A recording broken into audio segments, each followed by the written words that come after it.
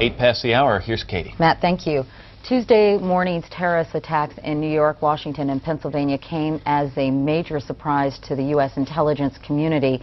Senate Intelligence Committee Chair Senator Bob Graham and Vice Chair Senator Richard Shelby join us from Washington this morning. Gentlemen, good morning. Thanks so much for being here. Good morning, Katie. One of the worst terrorist attacks in history in the world, perhaps the worst, occurred under your watch. What went wrong, Senator Graham? We don't know the answer to that question now, Katie. Yesterday we had a briefing with the CIA and the FBI, and I asked them, as part of their analysis, if they would give us their best assessment of where the gaps were in our intelligence system that could have allowed such a thing to happen.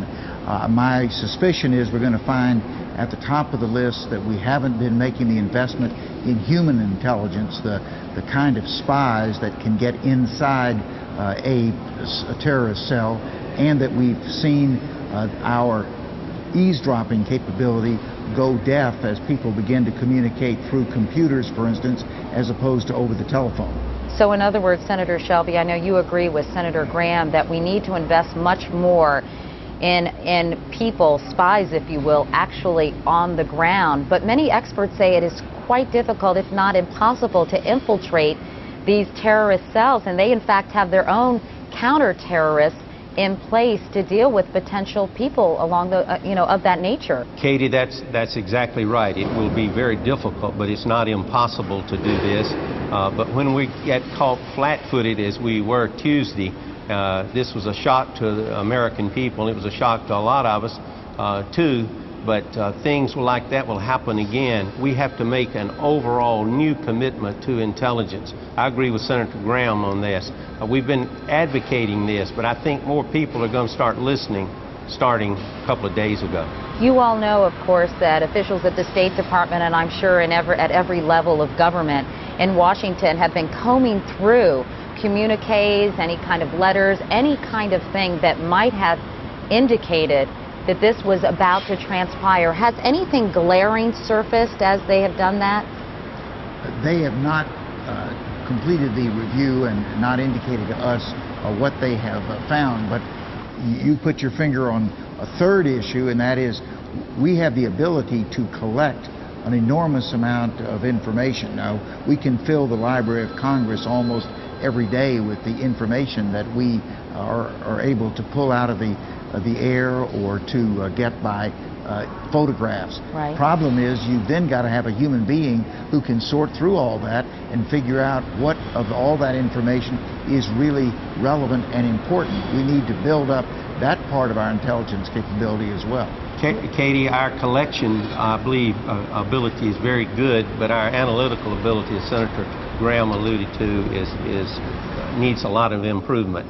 But on the committee that Senator Graham chairs, I used to chair, we will be doing our oversight work here because we cannot ever afford to be caught flat-footed like this again. Senator Shelby, you were chair of this committee when the USS Cole was bombed and it was assumed or determined that Osama bin Laden was responsible. Well, why wasn't anything done to beef up intelligence then, or at least keep better track of his actions and his associates? Well, it was. As a matter of fact, Senator Graham and I have been the leaders on the Intelligence Committee, and for appropriations, we have been pushing this. We're doing better. We've done a lot better in the last 5 years. This was a big intelligence failure, but there have been a lot of successes there. And I think in the future, you're going to see a lot more successes. And Senator Graham, in closing, I know that you've mentioned that you would support lifting the U.S. self-imposed ban on assassinations. Why? Frankly, that ban has been substantially altered by interpretation over the last several years. And the United States has had relationships with others which have given us the capability, if we think it's in our national interest, to render incapable a potential adversary. Are you all surprised, I know that was supposed to be my last question, but one that comes to mind, that just how large a paper trail some of these suspects have left in this country, rental car agreements, going to flight school here in this country. Was that surprising to you? Not surprising to me at all, because at the end game here, is destruction and, of course, their own self-destruction. They're pretty open in a sense, but they also keep it pretty close to them, Katie. All right. Senator Richard Shelby and Senator Bob Graham. Again, gentlemen, thank you both very much for talking with us this morning.